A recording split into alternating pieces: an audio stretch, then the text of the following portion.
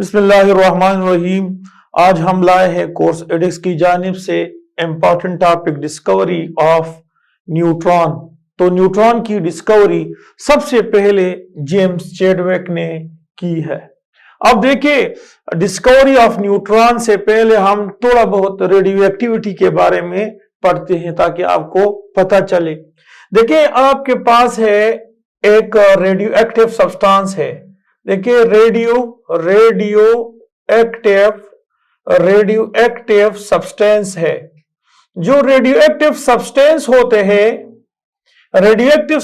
होते हैं, इसका याद रखिए, इसका एटॉमिक नंबर 82 से ज्यादा होता है। 82 से ज्यादा होता है। इसका मतलब यह है कि फिर ये न्यूक्लियस अनस्टेबल होता है। Unstable nucleus. तो जब न्यूक्लियस अनस्टेबल होता है तो जाहिर बात है कि यहां से रेडिएशंस निकलना शुरू हो जाते हैं। तो ये देखिए, न्यूक्लियस अनस्टेबल होता है जब एटॉमिक नंबर 82 से ज्यादा होता है। प्रोटॉन 82 से ज्यादा है, यहां पर न्यूट्रॉन भी होते हैं। तो यहां से रेडिएशन निकलना शुरू हो जाते हैं और ये तीन किस्म के रेडिएशन एमिट करते हैं। तीन किस्म के रेडिएशन एमिट करते हैं। देखिए, सबसे पहले यहां पर एल्फा पार्टिकल एमिट करता है, इस पे +2 चार्ज होता है। और दूसरा अब यहां पर एमिट करता है जिसको हम कहते हैं कि बीटा रेज। ये बीटा पे -2 होता है। और तीसरा जो है वो याद रखिए, वो गेमा रेडिएशन विदाउट चार्जलेस होता है। तो देखिए, अल्फा पार्टिकल, बीटा पार्टिकल और गेमा पार्टिकल, ये न्यूक्लियस से रेडिएशंस एमिट होते हैं। कौन से न्यूक्लियस से? किसी एलिमेंट्स जिसका एटॉमिक नंबर 82 से ज्यादा होते हैं, तो उस एलिमेंट्स या एटम के न्यूक्लियस अनस्टेबल होता है और उससे रेडिएशन निकलते हैं। तो अब थोड़ा हम यहां एक्सप्लेन करते हैं, फिर वापस हम जाते हैं डिस्कवरी ऑफ न्यूट्रॉन की तरफ। तो सबसे पहले यहां आप देखिए, यहां पर आप पेपर रख दे। देखिए, पेपर, इसके सामने यहां पर पेपर रख दे। ये पेपर है, यहां इसके सामने यहां आप रख दे सामने ये निकल प्लेट रख दे। सपोज निकल प्लेट है, पेपर है, यहां पर एल्यूमिनियम प्लेट है, या सपोज यहां पर एल्यूमिनियम है, एल्यूमिनियम यहां पर है, मेरे ख्याल में यहां पर इस तरह से यहां निकल होता है, ये वाला। तो जब आपके पास अल्फा पार्टिकल्स जब ये पेपर से हम पास करते हैं, तो देखिए ये पेपर पे आके रुक जाता है, ट्रैप हो जाता है, आगे नहीं निकल सकता है। तो जब आगे नहीं जा सकता है, तो इसका मतलब यह है कि इसका पेनिट्रेटिंग पावर सबसे कम होती है। जबकि अगर हम बीटा रेस को देखें, तो यहां पर देखें, ये बीटा रेस इसकी पेपर से पास होके एल्यूमिनियम शीट पे आके रुक जाती है। तो इसका पेनिट्रेटिंग पावर थोड़ा बहुत ज्यादा होता है। और अगर गेमा रेज को हम देखें, तो ये देखें, इसकी पेनिट्रेटिंग पावर जो है वो सबसे ज्यादा है। मतलब इसका ये है कि आपके पास जो पेनिट्रेटिंग पावर होता है, जो पेनिट्रेटिंग मींस किसी जिसमें घुसने की सलाहियत, तो वो आपके पास गेमा रेस की ज्यादा होता है। किससे? ये बीटा रेस से। बीटा रेस की ज्यादा होता है अल्फा रेस से। ये इसमें आप देखें, ये आपके पास है पेनिट्रेटिंग पावर का ऑर्डर। दूसरा आप देखें, आयोनाइजेशन पावर का ऑर्डर। मैं आप थोड़ा सा आयोनाइजेशन पावर के ऑर्डर की तरफ जाना चाहता हूं और फिर आप वापस आता हूं अपने टॉपिक की तरफ। तो देखिए, अगर आपके पास ये न्यूक्लियस है और यहां आपके पास शेल्स है, तो देखिए ये आपके पास यहां इलेक्ट्रॉन मौजूद है और इस इलेक्ट्रॉन पे देखें, यहां इलेक्ट्रॉन पे नेगेटिव चार्ज होते हैं। यहां अगर अल्फा पार्टिकल आते हैं तो अल्फा पार्टिकल पे देखिए पॉजिटिव चार्ज होता है, तो ये अल्फा पार्टिकल मास भी ज्यादा है। क्यों मास ज्यादा है? देखिए ये 2 प्रोटॉन और 2 न्यूट्रॉन से बना होता है, 2 प्रोटॉन और 2 न्यूट्रॉन, और इसका मास 4 AMU के बराबर होता है, जो कि हीलियम के है। हीलियम का जो एटॉमिक नंबर है वो 2 है, प्रोटॉन 2 है और मास 4 है। तो ये अल्फा पार्टिकल हीलियम नहीं होता है, हीलियम नहीं होता है, लाइक हीलियम के हीलियम का मास और अल्फा पार्टिकल का मास सेम होता है। तो चूंकि अल्फा पार्टिकल का मास ज्यादा है, ये वजनी है, साइज भी बड़ा है, तो ये प्लस चार्ज है और यहां नेगेटिव चार्ज है, तो ये पार्टिकल यहां पर आके इस एटम के ये जो एलिमेंट है उसके ऊपर जब गिराओगे तो ये देखिए इस एटम से यहां पर ये आके ट्रिप हो जाता है, ये ट्रिप हो जाता है, ट्रिप मींस बंद होता है, और इस इलेक्ट्रॉनों को एनर्जी देके इसको भगाता है, इससे यहां से निकालता है। तो इसका आयोनाइजेशन पावर ज्यादा होता है, क्योंकि निकलता नहीं है, एनर्जी है, इसमें इलेक्ट्रॉनों को देता है। इलेक्ट्रॉन प्लस नेगेटिव चार्ज है और अल्फा पे प्लस चार्ज है, ये ट्रिप कर जाता है और फौरन इसको एनर्जी मिलती है, और एनर्जी मिलके इलेक्ट्रॉनों की आयोनाइजेशन होती है। इसी तरह से अगर आपके पास ये बीटा रेज है, तो बीटा देखिए नेगेटिवली चार्ज है, और ये क्या होता है कि ये जो बीटा रेज है ये भी यहां पर आके इलेक्ट्रॉन को रिपेल करता है, इलेक्ट्रॉन के दरमियान रिपल्जन होती है, तो यहां पर ये भी आयोनाइजेशन पावर है। और गेमा रेज जो है, गेमा रेज, उसकी आयोनाइजेशन पावर बिल्कुल पुअर है। मतलब इसका ये है कि आपके पास जो आयोनाइजेशन पावर है, जो आयोनाइजेशन पावर है वो सबसे ज्यादा अल्फा की आयोनाइजेशन पावर ज्यादा होती है बीटा से, और बीटा की ज्यादा होती है, देखिए बीटा की ज्यादा होती है गेमा से।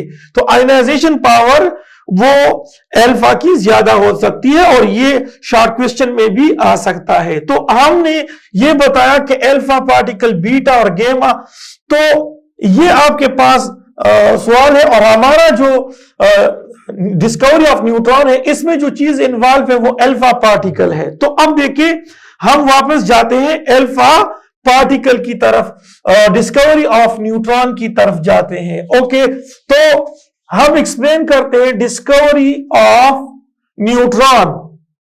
तो जेम्स चैडविक ने क्या किया कि उन्होंने पोलोनियम लिया। देखिए पोलोनियम जो है, पोलोनियम ये सोर्स है ऑफ अल्फा पार्टिकल। पोलोनियम एक एलिमेंट है, ये देखिए क्रिटिकल अमाउंट ऑफ पोलोनियम, ये न्यूक्लियर रिएक्टर में सब कुछ होता है। पोलोनियम ये देखिए ये एलिमेंट है, और इसको हम कहते हैं रेडियो एक्टिव एलिमेंट, ये रेडियो एक्टिव एलिमेंट है। अब यहां पर हम क्या करते हैं, देखिए यहां इस स्पेस में यहां पर यूं होता है कि यहां थोड़ा सा हम वैक्यूम लगाते हैं, वैक्यूम पंप लगाते हैं, ताकि यहां पर हवा न रहे, यहां पर हवा न रहे। क्यों? क्योंकि polonium is the source of alpha particle. तो ये देखिए अल्फा पार्टिकल जो है, ये अल्फा पार्टिकल ये एमिट करता है, इसलिए पोलोनियम को लिया हुआ है कि ये सिर्फ और सिर्फ अल्फा पार्टिकल को एमिट करता है। तो जब अल्फा पार्टिकल आते हैं पोलोनियम से निकलते हैं, पोलोनियम का एटॉमिक नंबर 82 से ज्यादा है, और ये पार्टिकल जब यहां पर आते हैं तो यहां पर कोई हवा नहीं होती है, उसकी आयोनाइजेशन नहीं करता है, उसमें चेंज नहीं लाता है, तो होगा क्या कि यहां पर वैक्यूम क्रिएट है। अब देखिए यहां पर दूसरे साइड पे जो न्यूक्लियर रिएक्टर है, तो इसमें यहां पर लिया हुआ है क्या, बेरिलियम का क्रिटिकल अमाउंट ऑफ बेरिलियम। ये देखिए यहां पर क्रिटिकल अमाउंट ऑफ बेरिलियम लिया हुआ है। देखिए ये बेरिलियम का क्रिटिकल अमाउंट, बेरिलियम का क्रिटिकल अमाउंट लिया हुआ है। अब देखिए बेरिलियम, तो ये रेस जाके बेरिलियम के ऊपर गिर जाते हैं, ये रेस जाके बेरिलियम के ऊपर गिर जाते हैं। ये देखिए ये रेस, ये अल्फा रेस बेरिलियम के ऊपर गिर जाते हैं। तो क्या होता है जब बेरिलियम के ऊपर गिर जाते हैं तो यहां पर न्यूक्लियर रिएक्शन होता है। यहां पर क्या होता है, न्यूक्लियर रिएक्शन। और न्यूक्लियर रिएक्शन, ये न्यूक्लियर रिएक्टर में, ये आपके पास न्यूक्लियर रिएक्टर होता है, न्यूक्लियर रिएक्शन होता है, या यहां पर आपके पास न्यूक्लियर फ्यूजन होता है। ये याद रखिए, जो न्यूक्लियर रिएक्शन है या न्यूक्लियर फ्यूजन है तो ये बहुत ज्यादा खतरनाक होता है एज कंपेयर टू जो केमिकल रिएक्शन होते हैं। केमिकल रिएक्शन में इलेक्ट्रॉन इन्वॉल्व होते हैं, जबकि न्यूक्लियर रिएक्शन या न्यूक्लियर फ्यूजन में न्यूक्लियस आपस में मिल जाते हैं। और ये आपके पास दो किस्म के हैं रेडिएशन, एक नेचुरल रेडियो एक्टिविटी और एक आर्टिफिशियल होती है। देखिए नेचुरल रेडियो एक्टिविटी वो जो जिसमें एटॉमिक नंबर 82 से ज्यादा होता है। आर्टिफिशियली आप किसी न्यूक्लियस को अनस्टेबल बनाते हो तो फिर वो जो है डिसइंटीग्रेट होता है, तो उसको हम कहते हैं आर्टिफिशियल रेडियो एक्टिविटी। तो यहां पर जब बेरिलियम है तो देखिए बेरिलियम जो है इसका जो एटॉमिक नंबर है वो 4 है और एटॉमिक मास वो 9 है। तो अब देखिए इसके ऊपर अल्फा पार्टिकल और अल्फा हीलियम की तरह है। तो देखिए ये आपस में इसका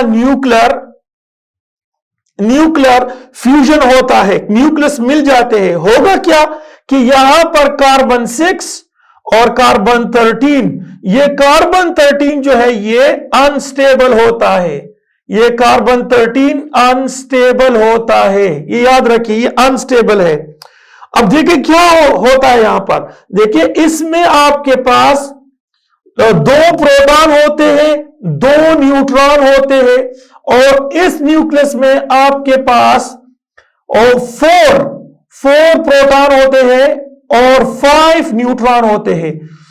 तो होगा क्या कि ये दोनों न्यूक्लियस आपस में मिल जाते हैं, ये न्यूक्लियस और ये न्यूक्लियस आपस में मिल जाते हैं। और जब ये न्यूक्लियस आपस में मिल जाते हैं तो यहां 6 प्रोटॉन होते हैं और 7 न्यूट्रॉन होते हैं और इसका जो मास बन जाता है, दोनों का मास वो 13 बन जाता है। तो 13 जो है वो फिर क्या है, अनस्टेबल है। अब देखिए जो क्रिटिकल अमाउंट ऑफ बेरिलियम है उस बेरिलियम से अब बना हुआ है कार्बन 13 अनस्टेबल। जो आर्टिफिशियल रेडियो एक्टिविटी है ये अनस्टेबल कार्बन 13 बना हुआ है, अनस्टेबल। तो अब देखिए ये अनस्टेबल कार्बन 13 जो यहां पर बना हुआ है, यानी इससे अनस्टेबल कार्बन 13 बनता है, ये अनस्टेबल कार्बन 13 बनता है।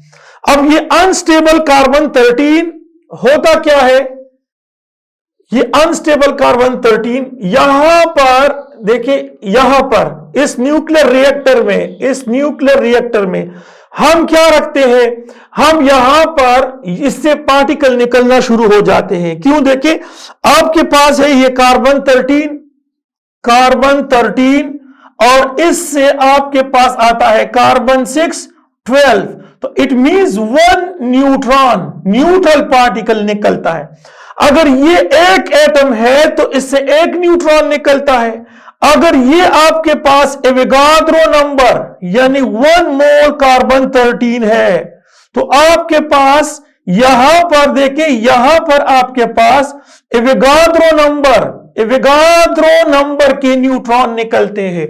और जब ये न्यूट्रल पार्टिकल निकलते हैं, न्यूक्लियस से ही निकलते हैं, तो देखिए यहां पर ये आ जाते हैं इस जगह पे, न्यूक्लियर रिएक्टर के इस जगह पे जब ये आ जाते हैं तो देखिए यहां पर होता क्या है, हम यहां पर रखते हैं मैग्नेटिक फील्ड, ये देखे नॉर्थ पोल है और ये साउथ पोल, और यहां पर रखते हैं, अब देखे मैग्नेटिक फील्ड रखते हैं, इलेक्ट्रिक फील्ड रखते हैं और मैग्नेटिक फील्ड। तो ये जो रेज है ना इलेक्ट्रिक फील्ड की तरफ मुड़ जाते हैं, ये जो पार्टिकल है ये ना मैग्नेटिक फील्ड की तरफ मुड़ जाते हैं, बिल्कुल सीधा इस डायरेक्शन में ये फ्लो करता है, इस डायरेक्शन में ये फ्लो करता है, इलेक्ट्रिक फील्ड और मैग्नेटिक फील्ड की तरफ नहीं मुड़ता है। और देखिए क्या होता है कि यहां पर पैराफिन विक्स रखते हैं, ये देखिए यहां पर पैराफिन विक्स, ये पैराफिन विक्स है, हाइड्रोकार्बन जिसको हम कहते हैं अल्केन, जिसको हम कहते हैं पैराफिन विक्स है। ये देखिए यहां पर हाइड्रोकार्बन होता है, यहां हाइड्रोजन है सारे, ये हाइड्रोजन है, यहां हाइड्रोजन। देखिए तो ये पार्टिकल आके इस पैराफिन से या पेपर से या विक्स से हाइड्रोजन को नॉकआउट करता है। देखिए किस तरह से ये पार्टिकल आके इसको एनर्जी देते हैं, और जब एनर्जी देते हैं तो ये बॉन्ड को ब्रेक करता है और इस पे पॉजिटिव चार्ज आ जाता है। तो ये प्रोटॉन की शक्ल में ये क्या होता है, ये निकालता है प्रोटॉन की शक्ल में, पॉजिटिव आयन की शक्ल में ये इसको निकालता है। और यहां पर आपके पास जिजर डिटेक्टर, ये जो डिटेक्टर होता है जिजर डिटेक्टर होता है, ये देखिए यहां पर सुई इस साइड पे नेगेटिवली चार्ज, यहां प्लस चार्ज है, तो देखिए ये सुई इस साइड पे मोड़ जाती है, जिससे पता चलता है कि पैराफिन से हाइड्रोजन आयन निकल जाते हैं। तो कौन निकालता है, कौन इसको रिमूव करता है या नॉकआउट करता है, कौन ऐसा है जिसका मास प्रोटॉन के मास से ज्यादा होता है, और वो क्या करता है, उसमें एनर्जी होती है। क्यों एनर्जी होती है, वो हाइड्रोजन और कार्बन के दरमियान बॉन्ड को ब्रेक करता है। तो इसका पता इससे चला कि यार ये जो पार्टिकल है जो कार्बन 13 से निकल जाते हैं, तो ये पार्टिकल दरअसल क्या है, न्यूट्रल है, चार्जलेस है, न्यूट्रल पार्टिकल है, और इसको न्यूट्रॉन का नाम दे दिया गया है। अब देखिए, अब यहां पर इसके कुछ कैरेक्टरिस्टिक में एक्सप्लेन करना चाहता हूं। देखिए आपके पास है, या ये देखिए कि जो न्यूट्रॉन है, यहां पर जो न्यूट्रॉन है, होता क्या है कि न्यूट्रॉन और चार्जलेस पार्टिकल, ये चार्जलेस पार्टिकल है एक। दूसरा ये है, क्यों चार्जलेस है, नॉट डिफ्लेक्ट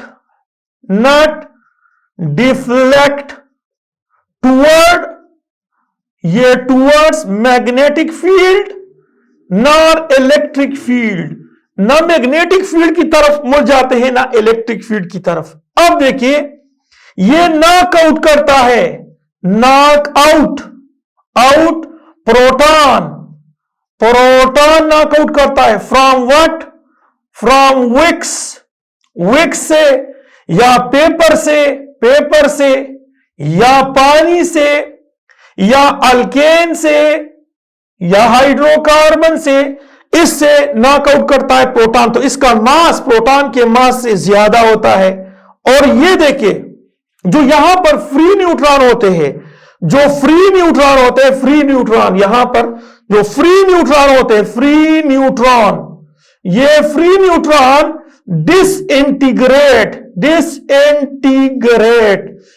डिसइंटीग्रेट होते हैं इनटू इलेक्ट्रॉन,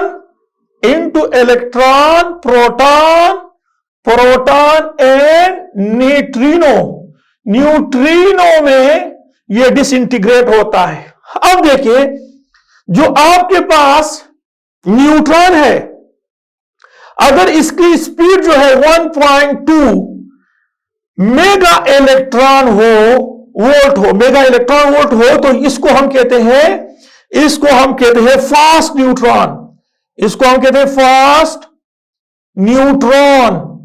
और अगर ये 1.2 इलेक्ट्रॉन वोल्ट है, तो ये याद रखिए, इसका स्पीड बहुत स्लो होता है, तो इसको हम कहते हैं कि स्लो न्यूट्रॉन। ये स्लो न्यूट्रॉन होती है। और ये याद रखिए, जो न्यूट्रॉन है, तो न्यूट्रॉन एज ए प्रोजेक्टाइल काम करता है। न्यूट्रॉन एज अ प्रोजेक्टाइल के तौर पर यूज होता है। और क्या करता है, ये प्रोसीड करता है न्यूक्लियर रिएक्शन। ये न्यूक्लियर रिएक्शन को आगे ले जाने में हेल्प करता है। सो ओके, अल्लाह हाफिज।